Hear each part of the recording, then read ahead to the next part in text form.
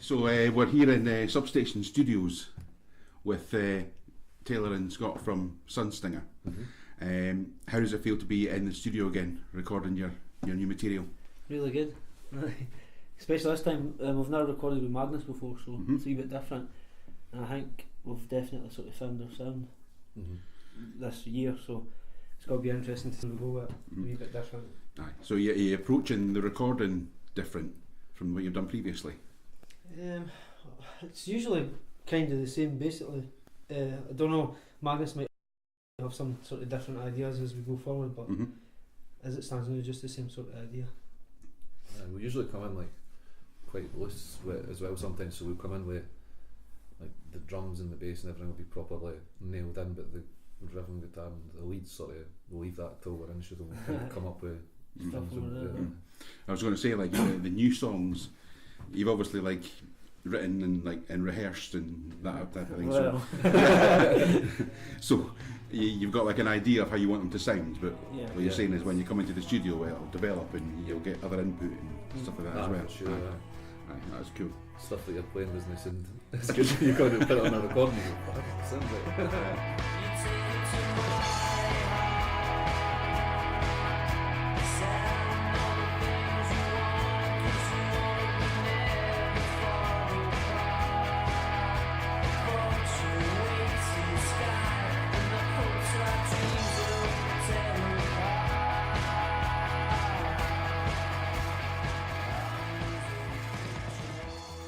As a band, how do you write? How do you set about writing like a new track? Well, it changed to A couple of I different think ways. the way we've got the now, the type of music we're playing stuff that seems to be working, and it seems to work for us best is bass and drums first, which is kind of strange. So it's like pure rhythm first, and then we try and basically make vocal melodies and guitar melodies to that rhythm. So it's everything's really bass and driven, drums driven. Like just because that's the kind of vibe we're after. If it went 100% my direction, personally it wouldn't work as a band. I think if we did it this way, it becomes what it is, and it's good. I think we'll enjoy it, so it's really good. Would you say that you had a definitive Sunstinger sound, or is it like a? I think I don't know. I think we're go with the getting flow. because we're starting to work more with sort of guitar pedals and stuff like that. So it's kind of the direction we're going. When we started it, we're miles away for that. When I first started, me and Taylor were writing songs with just like, I didn't even own a pedal or anything, I just had my guitar and we're straight into amps, and it was really rough. And we're just like this year we've got to experiment more with like different pedals and different sounds and sort of textures and that, and just so it's a lot more interesting. But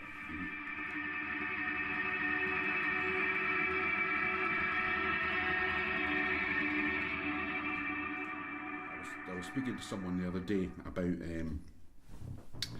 your Luke Maniac session that we saw a few weeks ago, and he said that this was interesting music.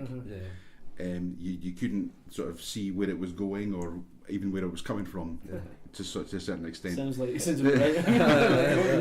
But it was just because like you go to gigs, particularly around Fife or Dundee or Perth or whatever, and you see a lot of bands and they're on the stage and they're playing, and you know, and it's not that they all sound the same, but when you come across, like when we've seen something like the session that you did, you're saying that's like totally different. That's like it's another.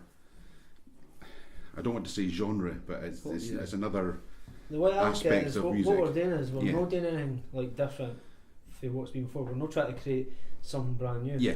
But we're definitely like doing something extremely different from everybody else around here. Like our influences are quite obvious, to be honest. But we're not trying to do something new. We're just trying to sort of celebrate the good stuff. You know what I mean? And that we could sit in the rooms and try and create this new thing, but we're not really interested in that. We just want to play what we know. Do you know what I mean? Yeah. But when it comes to guitar pedals and stuff like that, like we can make sounds that people can't copy. Do you get what I mean? We can make tones that people can't copy, and that's where our sort of individuality comes as a band.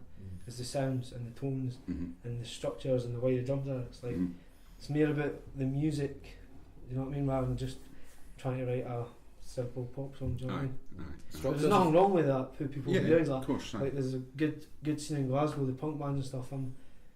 Like that's great that that's going on. Do you know what I mean? But it's obviously like far away from what we're doing, which is challenging for us as well because we're sort of the outcasts in the music scene, like by miles. But I don't know, it kind of suits us, I suppose. Like we can go and write punk music and have a good time, but it just feels like we're really doing something that we like. Yeah. So hopefully people will start digging at this.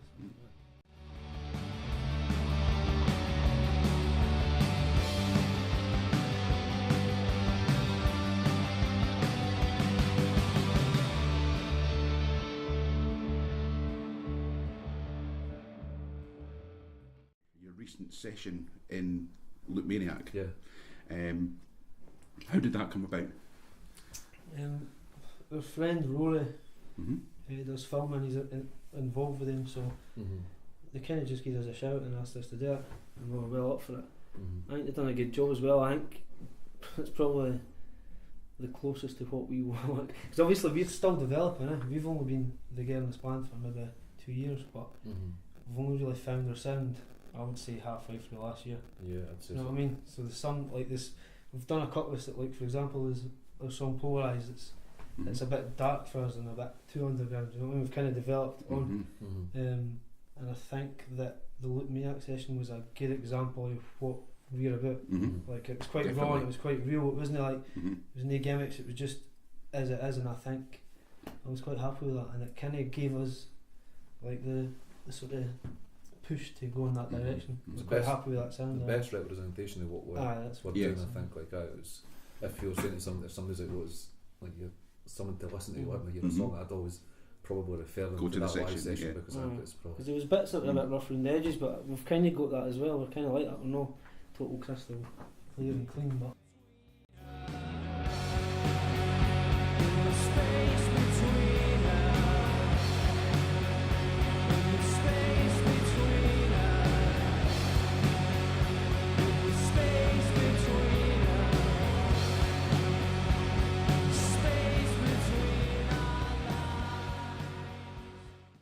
Find that like if you were playing like some of their older songs in that section that you tended to sort of up the game a little bit rather than I don't know what we had to, it was old in that we basically put even When's the oldest song which is funny because it seemed like we've recorded 15 songs. This is our 16th song we've recorded and we've released 3, so that's how much we've been like 7 through. Like our first sound was completely different. We were listening to some of the songs earlier on. It's like some hits and even salvage, like they're good songs, but it's like you wouldn't even think it's the same band. I used to sing really high and like it was totally different. I think this next single was going to be this is the one we're really into. This is us. This is our sound. This is it. So hopefully we could progress with that. We've wrote a couple of songs after that, and that sort of, and it's really working. And we're kind of looking forward to recording as well. So that's it's just cool. basically getting on the scene. We've been that underground that like we like the idea of being this wee sort of underground band and that's like, well, what do you do then?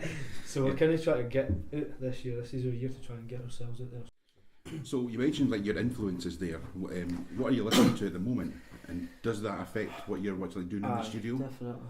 It's a weird one for me. Maybe with the rest of the band, but like people say, oh, you sound like this. People come up to me after a gig and say, oh, it really sounds like this, like your guitar.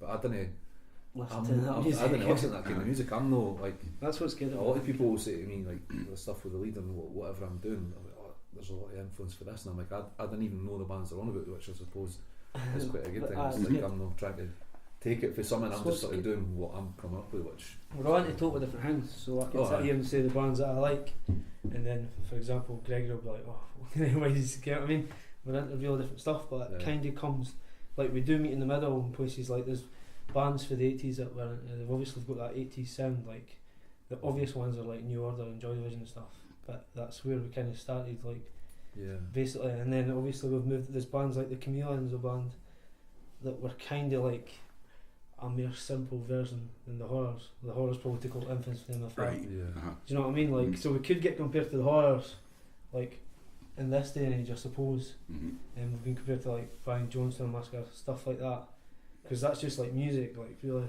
like they've really thought about the tones and thought about the music and stuff. I think that's where we match them. Mm-hmm. People kind of generally automatically tend to do that. They sort of listen to your stuff and then try and think of something else that it sounds like. It's a wee bit compare harder it, ones, so I like that. Yeah. It's always something totally different. It's like, Yeah. What does that sound like somebody would say that we sound like pop. Yes. And somebody would say like it sound like the horror. So it's like that's totally It's a compliment. extremely different. Mm-hmm. But you know what I mean. Mm-hmm. But I can dig that. I'm into being compared to them 100%. Yeah. I remarked upon that when I heard your last single. Yeah. Yeah. And I thought that there was an influence there from like Jesus and Mary Chain, Joy Division, that type of thing. Yeah. But it Well, wasn't. I It wasn't listened to like you were sounding like them. Yeah. It was just like a. Oh yeah, that could be. A nod to They could do that. Yeah. If they listen to Sunstinger, they could do that. Yeah. That type of thing. Yeah. Because generally, I don't like comparing bands or pitting bands against each other. That type of thing. It's about what you do. Yeah. More than anything else. It's a good way to look at it. Yeah. So a lot of people do. They try and pigeonhole you, like, they're just trying to sound like this. Yeah. Okay. So what about we mentioned some gigs there. What about gigs? Have you got any dates lined up imminently or in the next few months? We're doing King Tut's with Foreign Fox. Yes. Good friends with them. I'll be there. The guys at Foreign Fox, especially Johnny, when we were younger, we were in bands. He was in different bands and stuff, so we knew each other for a long time. So I didn't think we sounded like Foreign Fox, but I think if we were going to be playing with a band from around here, then their audience would hope they'd be receptive. Receptive. Yeah. They're great live, like they're massive sounding. I really dig what that's they're kind of it suits well. So we're looking forward to that. So, out of all the gigs that you've done, then I can give them what you said. What's been your best gig? What have you enjoyed the most? What's been the best gig? for you. Tell you work gigs. Do a couple of them. Funnily enough, we played in Kirkcaldy. When was that? Like, Last 2 weeks ago. We got asked to play for this sort of charity night, and it was in a small, skate. tiny wee pub. And like being totally honest, we didn't expect anything out. We just thought we'll go for this, and it was like basically sold out, and it was really, really good. Everybody it that was was a there proper good vibe. was there to listen to music. It wasn't like I don't know, there's no pretentiousness, because you can get that at gigs where people go and they're like, we're sorry, fuck, I'm not going Played a few gigs. down and listen to them. Everybody was into your music proper, which is great when you get that. Do you feel that when you're actually playing on the stage? Do you do, yeah, definitely. Do you gauge the audience when you're playing? I didn't look up much, and I didn't really look at the front, but that was the first time. We've played obviously PGs a couple of times as well. Yeah, PGs is good for us. It's just a good sound. We need a good sound. See the style of music we play, as I spoke about before, like using the pedals and stuff, and like if we haven't got that good sound, it doesn't work in our favour at all. You know what I mean? So like when there's venues like PGs, great sound system.